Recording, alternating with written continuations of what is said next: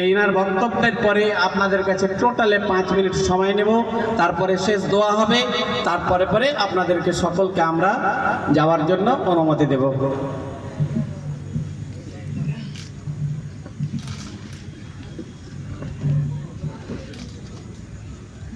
السلام عليكم ورحمة الله وبركاته. الرحمن الرحيم. ادعو إلى سبيل ربك بالحكمة والموعظة الحسنة وجادلهم بالتي هي أحسن إن ربك هو أعلم بمن ضل عن سبيله وهو أعلم بالمهتدين. وقال رسول الله صلى الله عليه وسلم: من كان يؤمن بالله واليوم الآخر فليقل خيرا أو ليصمت. শ্রদ্ধেয় সুসম্মানিত যোগ্যতম সভাপতি মহাশয়, মঞ্চে উপবিষ্ট উলামায়ে কেরামগণ, সম্মুখীন শ্রোতামণ্ডলী, আজকে আমি আপনাদের সম্মুখে যে বিষয়টি নিয়ে আলোচনা করতে চলেছি সেই বিষয়টি হচ্ছে হিকমা, ইসলামের একটি অবিচ্ছেদ্য অঙ্গ।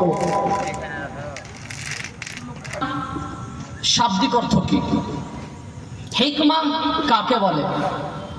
হিকমা এটি একটি আরবি শব্দ যার অর্থ হচ্ছে প্রজ্ঞা, জ্ঞান, বুদ্ধিমত্তা, বিচক্ষণতা, যুক্তি, দর্শন ইত্যাদি ইত্যাদি।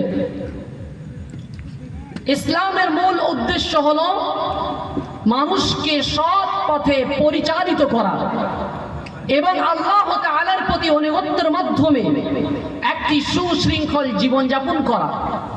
আর প্রজ্ঞা হলো সেই মাধ্যম যা মানুষকে সঠিকভাবে সিদ্ধান্ত নিতে, সত্য মিথ্যার মধ্যে পার্থক্য করতে এবং আল্লাহ তাআলার সন্তুষ্টি অর্জন করতে সাহায্য করে।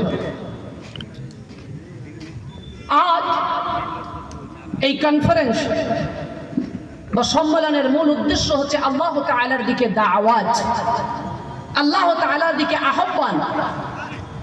আল্লাহ তাআলা পবিত্র কোরআনুল কারীমের মধ্যে বলছেন, তোমরা যখন আল্লাহ তাআলার দিকে দাওয়াত দিবে তখন হিকমতের সঙ্গে দাও, প্রজ্ঞার সঙ্গে দাও। আল্লাহ তাআলা পবিত্র কোরআনুল কারীমের মধ্যে সূরাতুন নাহল সূরা নম্বর 16 আয়াত নম্বর 125 এর মধ্যে বলছেন,